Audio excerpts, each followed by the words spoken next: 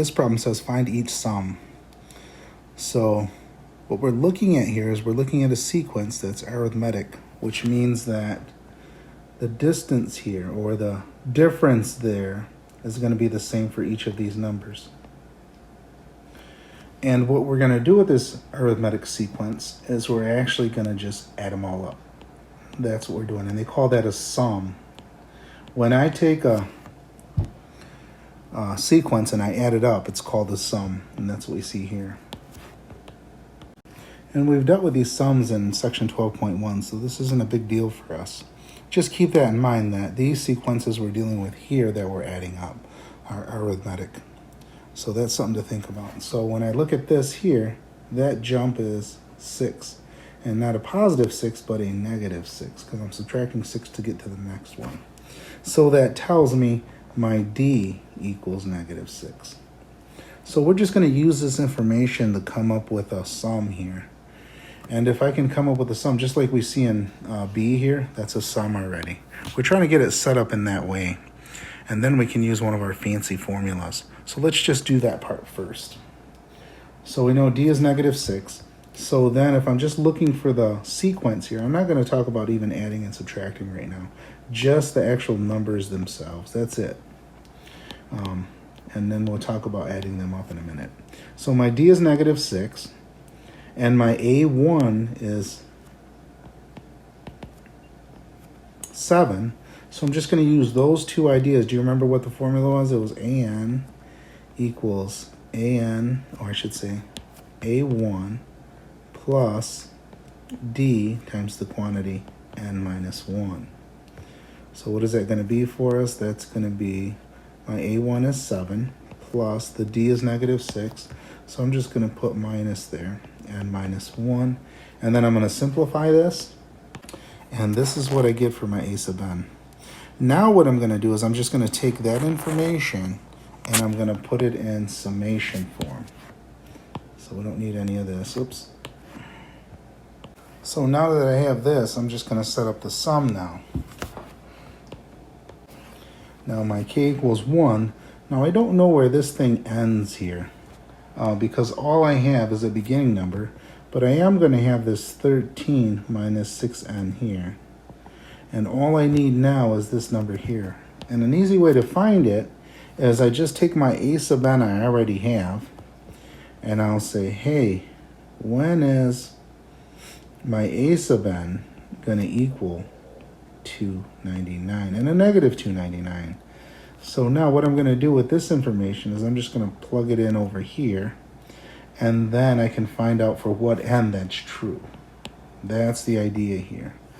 So then I'm going to say negative 299 equals 13 minus 6n. And then I add 13 first, or subtract 13 first, excuse me. So that's going to be negative 312. And that equals negative 6n. And then I divide by negative 6, both sides. Okay, and then I get, so then my n would equal 52. So that means if my n is 52, that's going to go up here. Now the reason why I was trying to set this up in this form is because we do have a formula for this. So that's kind of nice. So take a look at this. So there it is. So if we're going to take a look at this, we can essentially, so in using these formulas, I'm going to want to use this one down here. So now notice this, my k equals 1, and I go to n, and that's what we're going to deal with. So if you notice here, we've got to make sure we're starting at 1. That makes a difference here, and we are. And then we look at our n now, and n is here, which is up here. That's going to be 52 for us. And that's where we're going to see this n here. And then we have a sub n, so we're going to have to know the last term. That's what that a sub n is. So this is this number here. So those are the same. Okay, so we're just going to kind of sub everything in here. That's why I kind of erased as I went along, because we needed the space for this.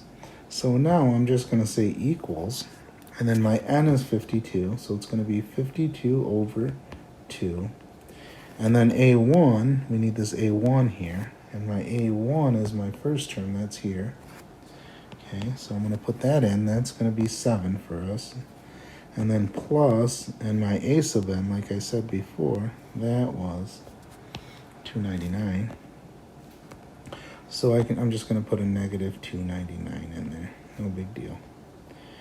All right, so there it is. So that's my setup, and whatever that value gives me, that's what the sum of this would be if I just took 1, when I plug 1 in for n, when I plug 2 in for n. So if I just take all of these numbers here and add them up, 7 plus 1 plus negative 5 plus negative 11, that's the number I'm going to end up with here. And again, hopefully you guys notice it will be negative because I got a negative 299 here. And the largest positive number I have is 7. So that answer should be negative too when it's all said and done. So then this is going to equal 26 times negative 292, which equals negative 7,592. So there's our answer for this one here, and that's the first one. That's the sum. We just found the sum here. Okay, now what we're going to do is we're going to work on that next one now. And just in the same way. For the second one is nicer because it's already set up in a nice sweet form for us. So there's not much we have to do for this one here. We don't have to find the sum for it. First find the sequence. We don't have to do any of that. This one we just have to plug in our handy dandy formula. So this n here is 100 for us. So that's going to be 100 over 2. And it's times the quantity A1. I don't know what A1 is here. I will have to compute that to try to find A1. And I also don't know AN. So I guess that leaves us with a little bit of work to do. Not much, but it's pretty straightforward, I think. Maybe not. Okay, so then A1 is going to equal, and all I'm going to do is do 6 minus 1/2. And remember what this subscript means. It means that's what I plug in for n. So then A1 is going to equal 6 minus 1/2, which is 5 1/2, which is 11 halves. Okay, and then I'm just going to find AN. And find out what our n is. Our n is actually 100. AN means the last term.